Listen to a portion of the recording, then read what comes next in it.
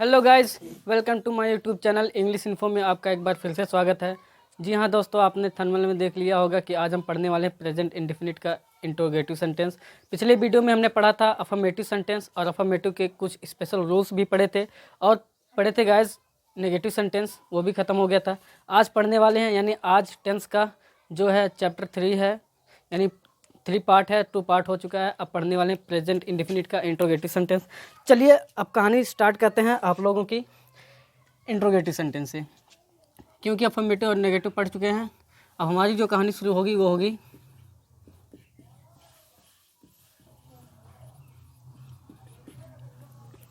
Interrogative sentence. जी हाँ guys, अब ये देखिए इंट्रोगेटिव होता क्या है, मैं बता दूं गाइस।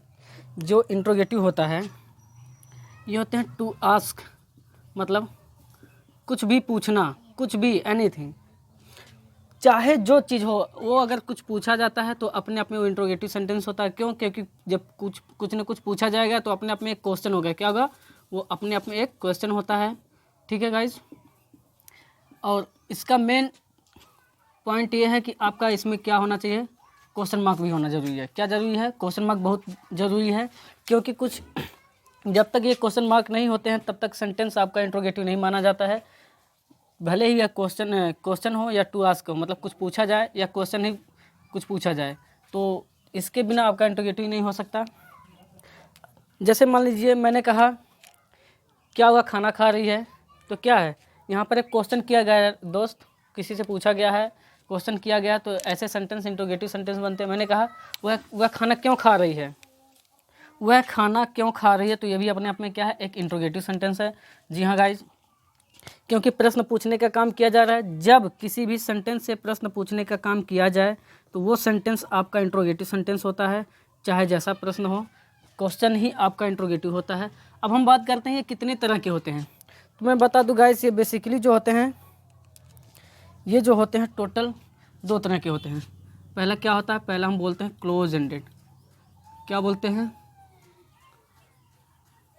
Close ended. जी हाँ गाइस, क्लोज एंडेड। अब ये क्लोज एंडेड क्या होता है? क्लोज एंडेड वो होते हैं, यानी ऐसे क्वेश्चंस, यानी जो आपका प्रश्न होगा, ऐसे प्रश्न जिसका आंसर आप सिर्फ किस में दे सको, जिसका आंसर आप सिर्फ एस या नो में दे सको। किस में? एस या नो में दे सको। जिसका आंसर आप सिर्फ एस या नो में दे सकते हो, वो हमारा होता है क्लोज एंडेड। ठीक है गाइस, जैसे मैंने कहा एग्जाम्पल के तौर पे मैंने कहा क्या तुम स्कूल जा रहे हो? ओके गाइस, क्या तुम स्कूल जा रहे हो? तो आप लोग क्या बताओगे, इसका आंसर कैसे दोगे? अगर जा रहे हो तो कहोगे यस, नहीं जा रहे होगे तो क्या बोलोगे? नो। है ना? बात समझ में आ रहा ना? क्या तुम स्कूल जा रहे हो? यस, हाँ। क्या तुम स्कूल जा रहे हो? नो, नहीं। बात समझ में आ रहा ना? इसका आंसर जो हमें मिलेगा किस में मिलेगा? एस या नो। जब एस या नो में मिलेगा तो गाइज ये हमारा हो गया क्लोज एंडेड। क्लोज एंडेड मतलब इंट्रोगेटिव का क्लोज एंडेड हो गया। ठीक है? क्यों? क्योंकि इसका आंसर हमें कैसा मिल रहा है? एस या नो में मिल रहा है। अब मैं बता दूं गाइज, जो इसकी हिंदी की शुरुआत होती है, हिंदी की शुरुआत हमेशा क्या से होती है? कहाँ से होती है गाइज? क्या से होती है। लेकिन इसका इंग्लिश जो होता है क्वेश्चन वर्ड, व्हाट, क्या होता है? व्हाट। क्लोज एंडेड में व्हाट की इंग्लिश नहीं लिखी जाती, ये बातें ध्यान देना गाइज। क्लोज एंडेड में हिंदी की शुरुआत भले ही क्या से होगी, देख लीजिए, हिंदी की शुरुआत क्या से होगी, हिंदी की शुरुआत क्या से ही होगी, लेकिन इसकी क्लोज एंडेड का जो हिंदी होता है क्या, और इसकी इंग्लिश क्लोज एंडेड में नहीं लिखी जाती, व्हाट नहीं लिखा जाता। ठीक है? इसके जगह पे हम क्या लिखते हैं गाइज? इसके जगह पे हम लिखते हैं हेल्पिंग वर्ब। क्या लिखते हैं? Helping verb. इसके बाद जो भी हो आपका, और लास्ट में इम्पोर्टेंट है क्वेश्चन मार्क। क्या गाइस? जी हाँ दोस्त, क्वेश्चन मार्क। ठीक है? इम्पोर्टेंट हिस्सा है क्लोज इंट्रोगेटिव सेंटेंस का। अब हम बात कर लेते हैं इसके दूसरे रूप की। तो ये बात समझ में आ गई गाइस। जैसे मैंने एक और एग्जांपल लिया, मैंने कहा क्या मोहित अपने कमरे में सो रहा था। यहाँ पर देखिए, क्या मोहित अपने कमरे में सो रहा था। अब अब इसका आंसर आप कैसे दोगे बताइए। अब इसका आंसर आप सिर्फ दो तरीके से देख सकते हो, एक एस या नो में, ठीक है। यानी अगर सो रहा होगा तो क्या कहोगे, यस, और नहीं सो रहा होगा तो क्या कहोगे, नो। जैसे क्या मोहित अपने कमरे में सो रहा था, मान लीजिए कोई उसका दोस्त आया और उसके मम्मी से पूछ रहा है कि क्या मोहित अपने कमरे में सो रहा था, तो उसकी मम्मी क्या जवाब देंगी, यस या नो। बात समझ में आ रहा है ना। इसका आंसर जो मिलेगा हमें एस या नो में मिलेगा। तो ऐसे टाइप जो क्वेश्चंस होते हैं वो हमारा क्लोज एंडेड होते हैं। क्यों होते हैं, क्योंकि इसका आंसर हमें एस या नो में मिल रहा है। अब एस या नो में मिलने की वजह से क्लोज एंडेड की हिंदी की शुरुआत क्या से होती है, आप देख सकते हैं हिंदी की शुरुआत कहाँ से हुई है, क्या से हुई है। और जब इंग्लिश हम बनाते हैं तो इंग्लिश यानी व्हाट, इसकी इंग्लिश जो होती है व्हाट, इसकी इंग्लिश बिल्कुल भी नहीं लिखी जाती है। इसके जगह पे यानी व्हाट के जगह पे हम क्या लिखते हैं, हेल्पिंग वर्ब लिखते हैं। और जो भी आपका सेंटेंस बनता जाता है स्ट्रक्चर के हिसाब से, और लास्ट में क्वेश्चन मार्क। ओके गाइस, चलिए मुझे लगता है इतनी बातें समझ में आ गई।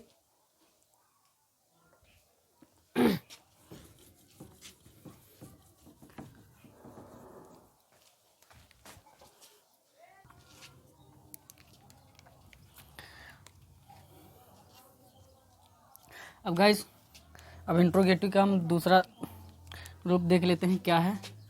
तो चलिए फ्रेंड्स, दूसरा आपका है आता है जिसे हम बोलते हैं ओपन एंडेड। क्या बोलते हैं, ओपन एंडेड। ओपन एंडेड का मतलब ये हो गया ऐसे सेंटेंस जिसका आंसर आपको क्या हो, रीजन बताना हो, या तो फुल आंसर कह सकते हो। जिसका आंसर हमें फुल आंसर में बताना होता है, मतलब रीजन के साथ, ठीक, रीजन के साथ, कारण के साथ जिसका आंसर हमें बताना होता है उसे हम फुल आंसर बोलते हैं। तो उसके लिए हम बोलते हैं गाइस ओपन एंडेड। क्या बोलते हैं, ओपन एंडेड। जैसा कि एग्जांपल मैं ले लेता हूँ, मैंने कहा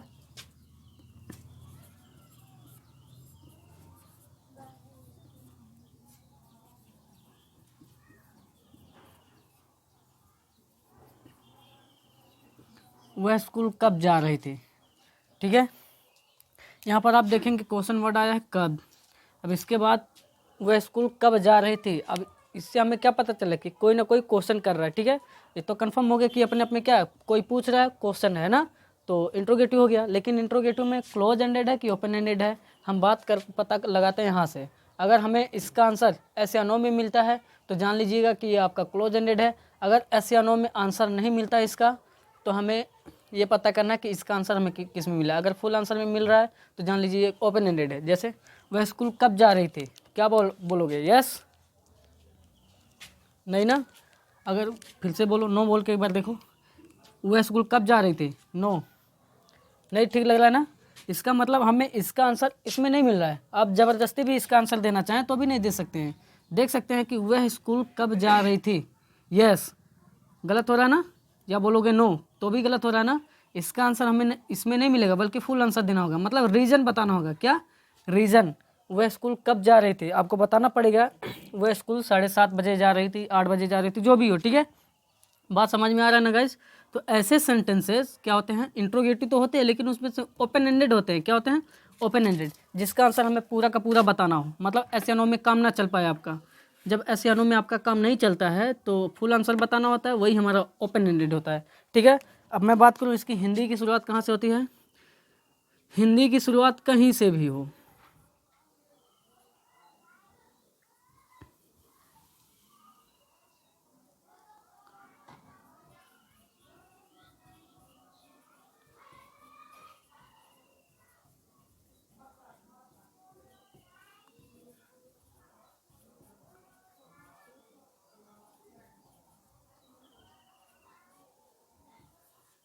हिंदी की शुरुआत कहीं से भी हो कोई फ़र्क नहीं पड़ता, ठीक है। देख लीजिए, हिंदी की शुरुआत कहीं से भी हो जाए कोई फ़र्क नहीं पड़ता।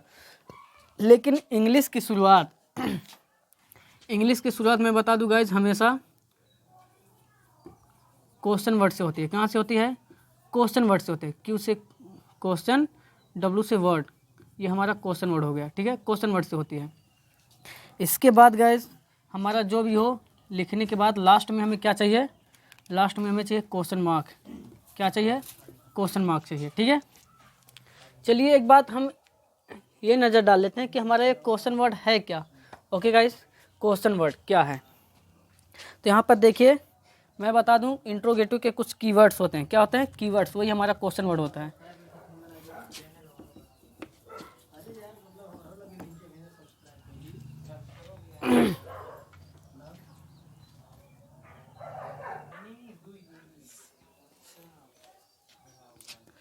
इनके कीवर्ड्स कौन कौन से हैं?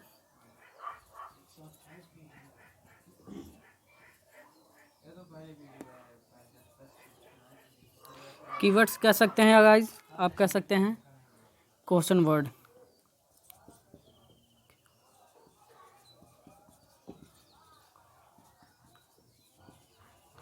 क्वेश्चन वर्ड्स भी कह सकते हैं, ठीक है गाइस। वो कौन कौन से हैं मैं बता दूं आपको। जो हमारे क्वेश्चन वर्ड होते हैं, क्वेश्चन वर्ड हो गए जैसे हमने कहा व्हाट। अब ये व्हाट मीन्स क्या होता है, सबको पता है क्या होता है, सबको पता है, तो लिखने की कोई ज़रूरत नहीं है। व्हाट, व्हेन, व्हेन मीन्स कब, वाई क्यों, हाउ कैसे, वेयर कहाँ,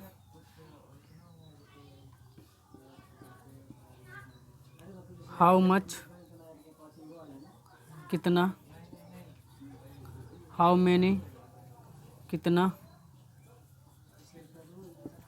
विच कौन सा, हु कौन, होम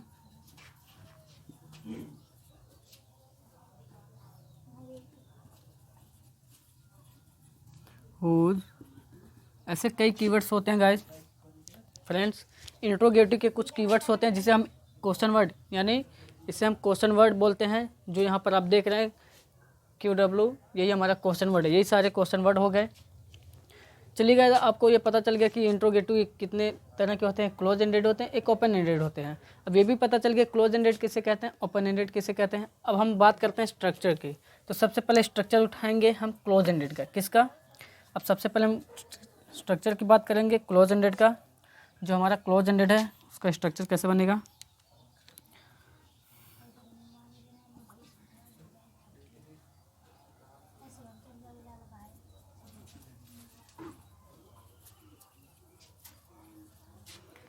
क्लोज एंडेड का जो स्ट्रक्चर होता है गाइस,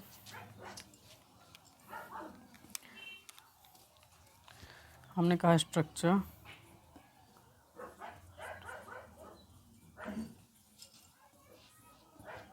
स्ट्रक्चर कहता है कि सबसे पहले क्या ला के दो। कहता है कि अगर क्लोज एंडेड है तो हमें क्या क्या इंग्लिश लिखना नहीं, तो सबसे पहले मांगता है हेल्पिंग वर्ब। क्या मांगता है? Helping verb. अब ये जानते हैं गाइस, जब हेल्पिंग वर्ब मांगेगा तो इस टेंस का, यानी आप टेंस कौन सा पढ़ रहे हो, present indefinite tense. Present indefinite tense का हेल्पिंग वर्ब तो शायद पिछले वीडियो में बता दिया गया कि प्रेजेंट इंडेफिनिट टेंस का जो हेल्पिंग वर्ब है वो है डू डज। क्या है? तो डू डज। जब यहाँ आप हेल्पिंग वर्ब लिखोगे तो हेल्पिंग वर्ब की जगह पे आप डू डज कर सकते हो बड़े आराम से, ठीक है। अब ये भी बता दिया गया कि नहीं बताया गया तो भाई सुन लो। एक वचन सब्जेक्ट, अगर सब्जेक्ट आपका एक वचन हो तो डज, और सब्जेक्ट बहुवचन हो तो उसके लिए डू, ठीक है। इसके बाद गाइज मैं बता दूं, यहाँ पर हम लिखेंगे सब्जेक्ट। सब्जेक्ट के बाद फिर कहता कि आपको अगर बीच बीच में कभी कभी नहीं शब्द आ जाता है, यानी नाट का यूज होता है, तो हम सब्जेक्ट के बाद ज़रूरत के मुताबिक हम नाट लगा देंगे, ठीक है गाइज। इसके बाद तब जाके हम क्या लिखेंगे, मेन नाउन का फर्स्ट फॉर्म, उसके बाद ऑब्जेक्ट, कॉम्प्लीमेंट आता तो कॉम्प्लीमेंट, नहीं तो आप लिख दोगे क्वेश्चन मार्क। ओके, ये रहा हमारे क्लोज एंडेड का स्ट्रक्चर। क्या रहा? स्ट्रक्चर रहा कि डू डज सब्जेक्ट, सबसे पहले डू डज लिखेंगे। क्यों? क्योंकि जब आपका हिंदी की शुरुआत क्या से होगी और इसकी इंग्लिश व्हाट नहीं लिखी जाएगी, तो हेल्पिंग वर्ब से ही शुरुआत होगी इंग्लिश की आपके यह क्या है, आपका हेल्पिंग वर्ब है।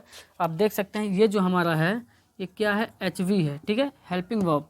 अब ये जो हमारा हेल्पिंग वर्ब है, तो अब जान सकते हैं जब इस टेंस का हेल्पिंग वर्ब होता है डू या डज, ठीक, डू और डज। और ये भी सबको पता है कि डू डज कहाँ लगाना, कि अगर सब्जेक्ट आपका सिंगुलर है, क्या है, सिंगुलर है, तो वहाँ पर हम डज का यूज करते हैं, ठीक है। अगर सब्जेक्ट आपका प्लूरल है, अगर प्लूरल सब्जेक्ट है तो हम क्या लगाते हैं, तब यहाँ पर हम डू का यूज करते हैं, ठीक है गाइज।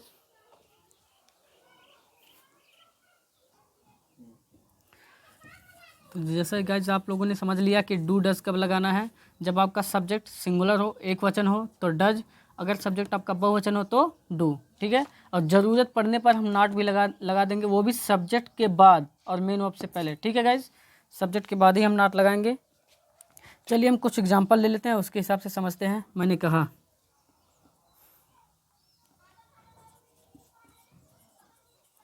मोहन, सॉरी, क्या मोहन सड़क पर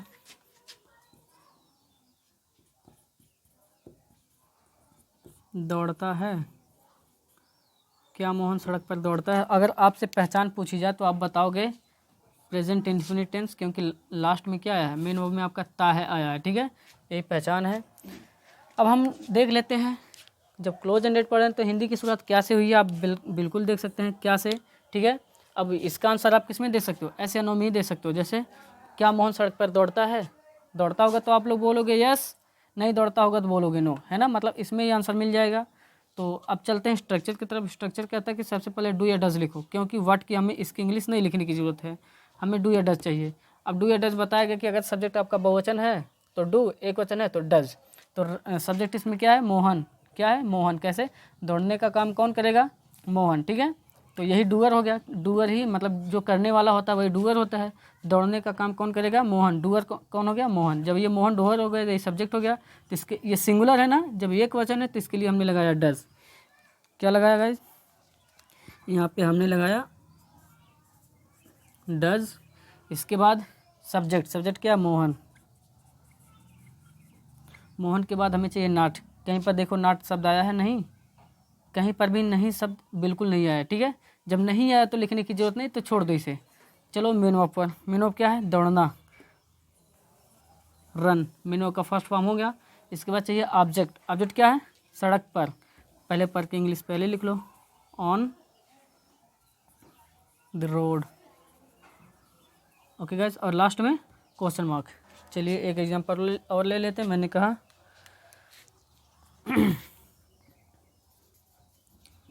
क्या तुम सब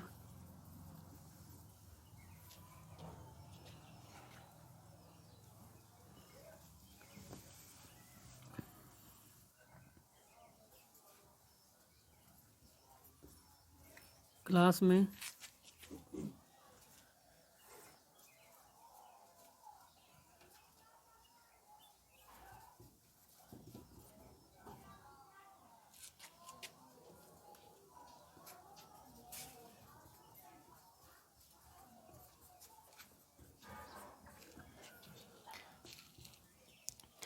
क्या तुम सब क्लास में गाना नहीं गाते हो, ओके गाइज। चलिए अब इसको हम क्या करते हैं, पहले देख लेते हैं हमारा क्लोज एंडेड है कि ओपन एंडेड है। क्या तुम, हिंदी की शुरुआत क्या से हो गई, देख सकते हैं हिंदी की शुरुआत क्या से हो गई। इसके बाद इसका आंसर आप कैसे दे सकते हो, क्या तुम सब क्लास में गाना नहीं गाते हो, तो नहीं गाते होंगे बोलोगे नो, गाते होंगे बोलोगे यस, है ना। मतलब इसका आंसर हमें एस या नो में मिल रहा है ना, इसका मतलब ये हमारा क्लोज एंडेड हो गया। जब क्लोज एंडेड हो गया, इसके बाद देखिए स्ट्रक्चर की मैं बात करूँ गाइज। स्ट्रक्चर कहता कि हमें व्हाट की, यहाँ पर कहता कि व्हाट की इंग्लिश नहीं चाहिए, मतलब हमें जो ये क्या लिखा गया इसकी इंग्लिश की कोई ज़रूरत नहीं है, बस हमें हेल्पिंग वर्ब ला के दे दीजिए, ठीक है। क्लोज एंडेड का, सॉरी, क्लोज एंडेड का स्ट्रक्चर यही मांगता है, क्या मांगता है, सबसे पहले हेल्पिंग वर्ब। हेल्पिंग वर्ब क्या है, डू डज। अब ये पता है कि सबको सब्जेक्ट अगर एक वचन है तो डज, बहुवचन है तो डू। तो यहाँ पर सब्जेक्ट सबसे पहले ढूंढेंगे, सब्जेक्ट क्या है, तुम सब। क्यों, क्योंकि गाने का काम कौन नहीं करेंगे, तुम सब, यही डूअर हो गया ना। तो इसका मतलब ये हो गया, ये जब डूअर हो गया तो यहाँ पर आप लिखोगे सब्जेक्ट यू, लेकिन यहाँ तो हम यू लिख दे रहे हैं, ठीक है, लेकिन हमें सबसे पहले हेल्पिंग वर्ब चाहिए। हेल्पिंग वर्ब क्या लिखना है तब, डू। क्यों, क्योंकि ये बहुवचन है, डू यू, ये पढ़ा दिया गया है कि कैसे बहुवचन है पिछले वीडियो में। अगर वो वीडियो आप लोग नहीं देखे होंगे तो उस वीडियो का लिंक इस वीडियो के डिस्क्रिप्शन में मैं दे दिया हूँ, वहाँ से आप लोग देख लीजिएगा। अब सब्जेक्ट भी आपका हो गया ये। इसके बाद नाट चाहिए। अब देखिए कहीं पर आया नाट शब्द, जी हाँ आया आपका, यहाँ पर देखिए नहीं आ गया ना। अब हमें सब्जेक्ट के बाद नाट चाहिए। अब सब्जेक्ट के बाद आप तुरंत नाट लिख दीजिए। अब यहाँ हो गया आपका डू, सब्जेक्ट हो गया यू, नाट भी उतर गया। अब मेन वर्ब चाहिए। मेन वर्ब क्या है, गाते हैं, सिंग, ऑब्जेक्ट क्या है, क्लास में गाना। तो अब जब बड़ा रहे ऑब्जेक्ट तो हमेशा ऑब्जेक्ट को पीछे से बनाते आना चाहिए। तो पीछे से बनाइए गाना, अ सॉन्ग।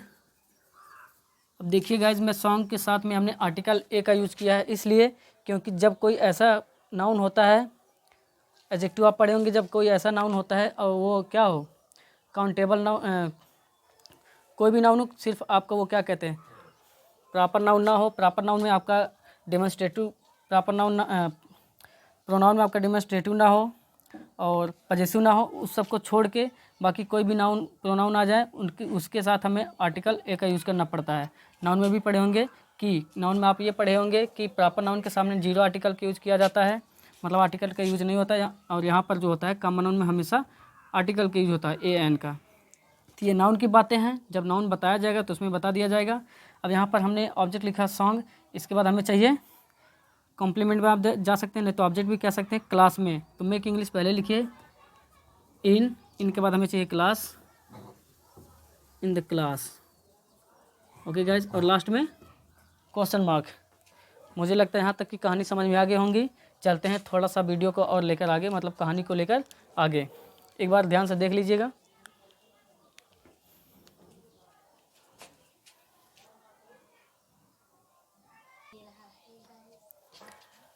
तो दोस्त, हमने अभी जो पढ़ा है, जो भी स्ट्रक्चर पढ़ा था वो क्लोज एंडेड के बारे में पढ़ा था, ठीक है। हमने जो भी पढ़ा, क्या पढ़ा, क्लोज एंडेड के बारे में। अब पढ़ने वाले हैं ओपन एंडेड। ओपन एंडेड में हम बात करते हैं फ्रेंड्स कि ओपन एंडेड में देखिए कई तरह के क्वेश्चन वर्ड होंगे, क्योंकि हम इसमें यहाँ पर क्वेश्चन वर्ड, हिंदी की शुरुआत सिर्फ क्या से होती थी, क्लोज एंडेड में हिंदी की शुरुआत क्या से होती थी, और इसकी इंग्लिश नहीं लिखी जाती थी। ये बहुत आसान था। लेकिन दोस्त मैं बता दूं, ओपन एंडेड में क्या है कि यहाँ पर क्वेश्चन वर्ड लिखा जाता है, और क्वेश्चन वर्ड कई तरह के क्वेश्चन वर्ड हो सकते हैं, जैसा कि आप देख सकते हैं। तो कुछ क्वेश्चन वर्ड ऐसे इसमें से हैं जिनके लिए स्पेशली अलग से रूल बनता है। तो क्वेश्चन वर्ड के लिए हम बता दें, हर एक वर्ड के लिए हम बता देंगे, आपको स्ट्रक्चर दिला रहे हैं। तो सबसे पहले हम बात करते हैं ओपन एंडेड के स्ट्रक्चर के बारे में। अब पढ़ने जा रहे हैं ओपन एंडेड।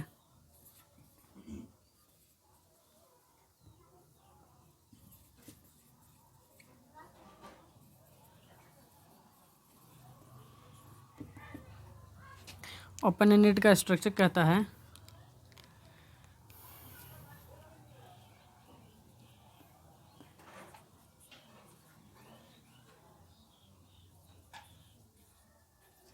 तो सबसे पहले ओपन एंडेड का स्ट्रक्चर 1 पढ़ते हैं। क्या, स्ट्रक्चर 1। इसके कई स्ट्रक्चर हैं, इसलिए स्ट्रक्चर 1 बताया जा रहा है।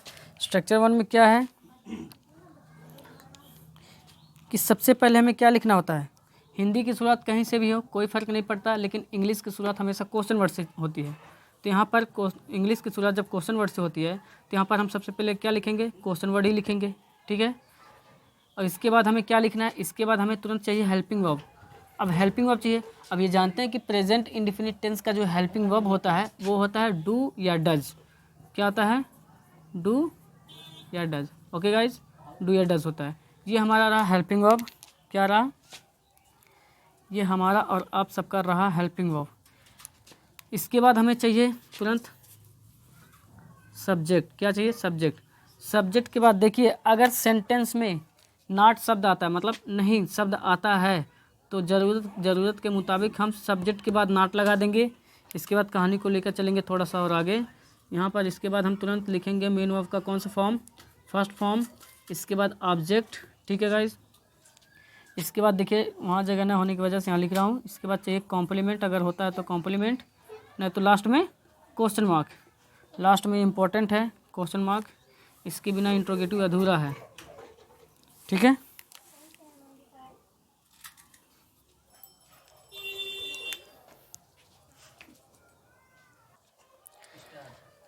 तो चलिए फ्रेंड्स, हमने स्ट्रक्चर लिखा, स्ट्रक्चर 1 लिखा कि क्वेश्चन वर्ड, इसके बाद डू डज यानी हेल्पिंग वर्ब, तब सब्जेक्ट, ज़रूरत पड़ने पर नॉट, मेनू का first form, object, complement, question mark, ठीक है। ये हमारा रहा क्वेश्चन मार्क। ये बिल्कुल ध्यान देना आप लोगों को अच्छे तरह से। अब चलते हैं कुछ एग्जांपल ले लेते हैं। मैंने कहा एग्जांपल में मैंने कहा रोशनी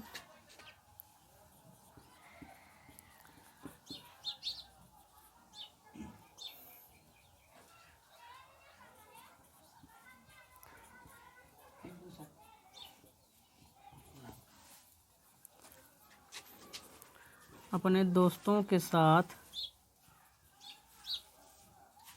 स्कूल कब जाती है।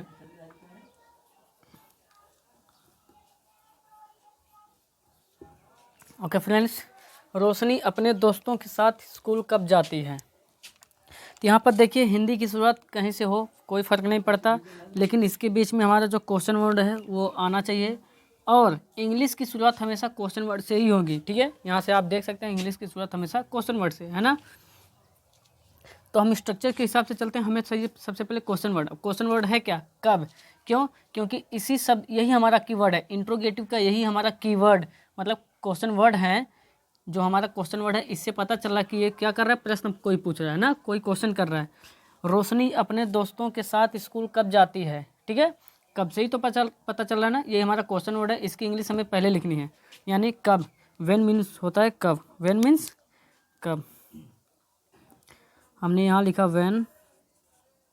इसके बाद चाहिए डू या डज। अब ये तो पता चल गया कि सब्जेक्ट एक वचन है तो डज, बहुवचन है तो डू। तो सब्जेक्ट हमारा एक कैसा है, रोशनी, एक वचन है, इसलिए हम लगा देंगे डज।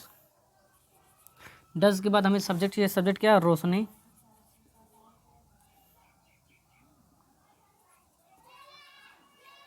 इसके बाद गाइज हमें चाहिए नॉट। यहाँ पर देखिए कोई नॉट आया है, नहीं शब्द आया है, नहीं आया, छोड़ दीजिए तब, क्योंकि इसकी ज़रूरत नहीं है। अब मेन ऑफ चलिए, मेन ऑफ क्या है, जाना, क्योंकि कौन जा रहा है, रोशनी जा रही है। रोशनी कौन का काम कर रही है, जाने का काम कर रही है। ये हमारा मेन ऑफ हो गया, है ना। अब मेन ऑफ हो गया रोशनी के बाद हम मेन ऑफ लिखेंगे गो टू। इसके बाद हमें चाहिए ऑब्जेक्ट। ऑब्जेक्ट क्या है, अपने दोस्तों के साथ स्कूल। अब इतना लंबा है तो स्कूल से बनाते हो, मतलब ऑब्जेक्ट हमेशा पीछे से बनाते आना चाहिए, ठीक है। पहले स्कूल लिखो, गो टू स्कूल। इसके बाद के साथ की इंग्लिश विद, ठीक। इसके बाद देखिए अपने दोस्त। अब यहाँ पर एक पोजेशन है, एक नाउन है। जब पोजेशन और नाउन हो तो सबसे पहले पोजेशन की इंग्लिश लिखी जाती है। तो यहाँ पर रोशनी का पोजेशन होता है हर, रोशनी का पोजेसिव केस सॉरी हर होता है, क्या होता है, हर।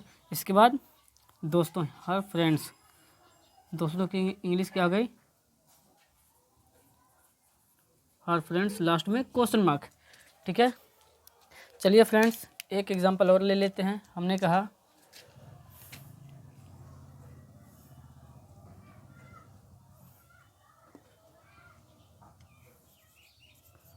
वे सब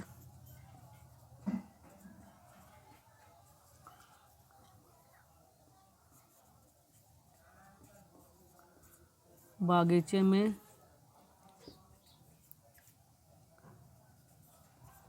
क्रिकेट क्यों नहीं खेलते हैं। ओके फ्रेंड्स, वे सब बागीचे में क्रिकेट क्यों नहीं खेलते हैं। अगर मैं ये पता आप लोगों से कह दूं कि पता लगाइए ये आपका क्लोज एंडेड है कि ओपन एंडेड है, तो कैसे पता लगाओगे। सबसे पहले आप जाओगे इसके आंसर पर कि इसका आंसर हमें कैसे मिलेगा। वे सब बागीचे में क्रिकेट क्यों नहीं खेलते हैं, यस या नो।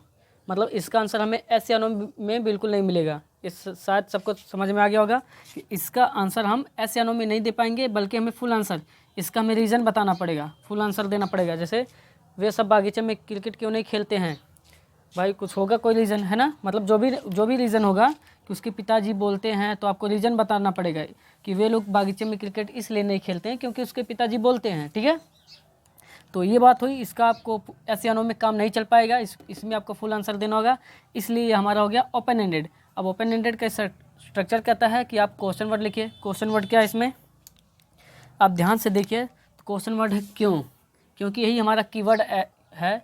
इंट्रोगेटिव का कीवर्ड है कि इंट्रोगेटिव की पहचान बताता है। कैसे, इसी वर्ड से ही हमें पता चला कि ये क्वेश्चन किया जा रहा है ना। तो चलिए इसकी इंग्लिश लिख लेते हैं। ये हो गया वाई, वाई मीन्स क्यों। इसके बाद डू या डज। अब सब्जेक्ट के हिसाब से, सब्जेक्ट हमारा एक वचन हो तो डज, बहुवचन हो तो डू।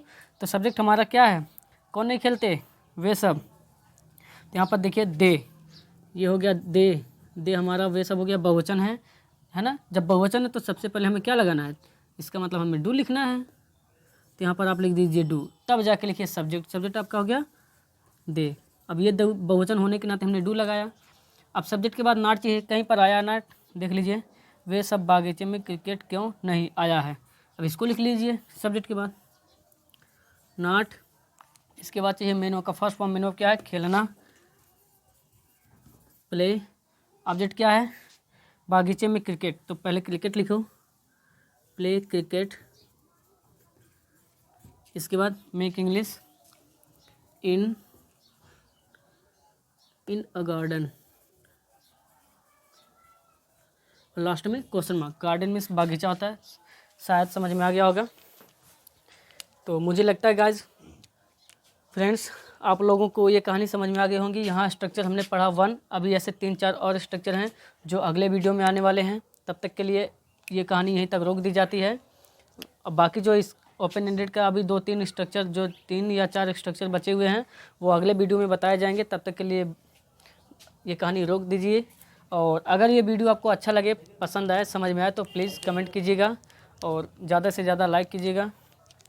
और हो सके तो ज़्यादा से ज़्यादा सब्सक्राइब करके ज़्यादा से ज़्यादा सब्सक्राइब लोगों से करवाइएगा। क्योंकि ये जो हमारा कंटेंट है, ये जो हमारा कंसेप्ट है, इससे बढ़िया कंसेप्ट शायद कोई दे दे, नहीं तो कोई दे नहीं पाएगा, इस तरह से कोई समझा नहीं पाएगा। तो तब इसीलिए मैं कह रहा हूँ गाइस, हमारे साथ बने रहिए इंग्लिश इन्फो के साथ, और इससे अच्छा से अच्छा यानी बेहतरीन तरीका आप लोगों तक पहुँचाई जा सके। तब तक के लिए बाय बाय, टेक केयर।